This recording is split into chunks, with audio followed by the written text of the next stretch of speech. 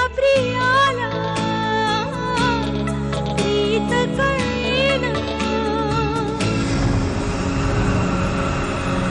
अभिजीत, अभिजीत. ठीक आहे, तू कॅमेरा वगैरे घेऊन आलीस एकदम तयारीनिशी.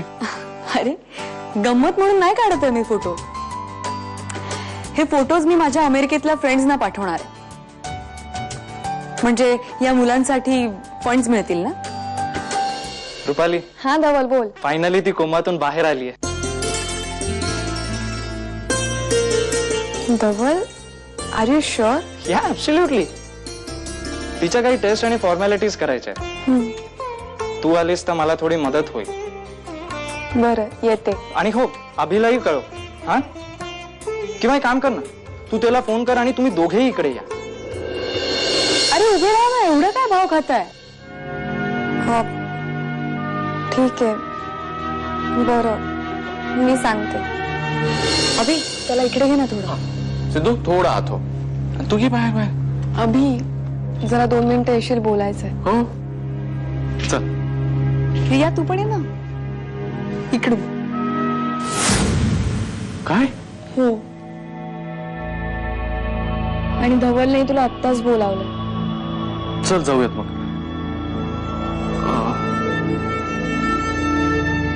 शमिकाला फक्त बाय म्हणून. ओके. Very good. शमिका, मला जरा जावं लागतंय. का रे, घरून फोन आला का? नाही, रुपाली बरोबर जावं लागतंय. आय एम सॉरी, मी तुम्हाला असं अर्ध्यातच सोडून चाललोय, पण तसं अर्जंट आहे काम. नाही, इट्स ओके. सगळं ठीक आहे ना? हो, आपण आल्यावर बोलूया. मी फोन करतो. Okay, bye. बाय. फायनली ती ट्रीटमेंटला रिस्पॉन्ड करते. ECG आणि बाकीचे रिपोर्ट बघू. मी ते स्टडी करत होतो. कोण आहात तुम्ही? माझं नाव अभिजीत.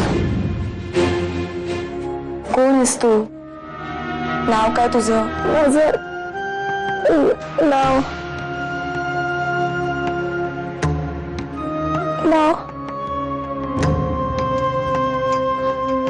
माझं नाही आठवत. Relax relax. पण अभिजीत. प्रिया, खूप मजा आली नाही? खूप मस्त आहेत ही मुलं, क्यूट आहेत. पण बिचारी अनाथ होती ग. त्या मुलांकडे बघितलं ना, मग कळतं आपण किती लकी. अभिमुळे निदान भेटायला तरी मिळालं आपल्याला. पण मला एका गोष्टीचं आश्चर्य वाटलं. ज्या मुलीला आपलं नाव लक्षात नाहीये, तिला माझं कसं लक्षात राहिलं? अरे असणारच. तू तिचा जीव वाचवलास, तिला हॉस्पिटलमध्ये घेऊन आलास. काय झालं? काय झालं मुलीला? अहो, ही पाण्यात पडली होती, लाटाबरोबर वाहत चालली होती. आम्ही तिला बाहेर काढलं आणि इकडे घेऊन आलो. तिला तर हॉस्पिटलला न्यायला पाहिजे. हो, पण साहेब हॉस्पिटल इकडे जवळ नाही आहे, लय लांब आहे. काही कळत नाही ही मुलगी कुठली आहे. एवढी बातमी बघूनही कोणीच नाही आलं.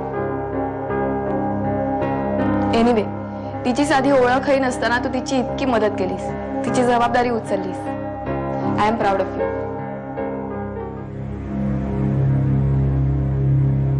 शेवटी मला भीती होती तेच झालं.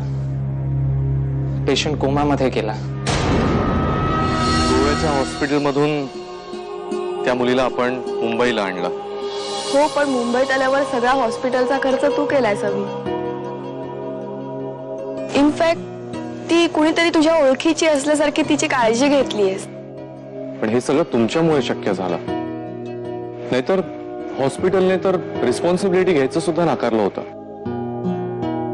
तू डॉक्टर, धवल डॉक्टर, म्हणून शक्य झालं. पण सगळ्याच प्रश्नांची उत्तर आपल्याकडे नसतात बहुतेक.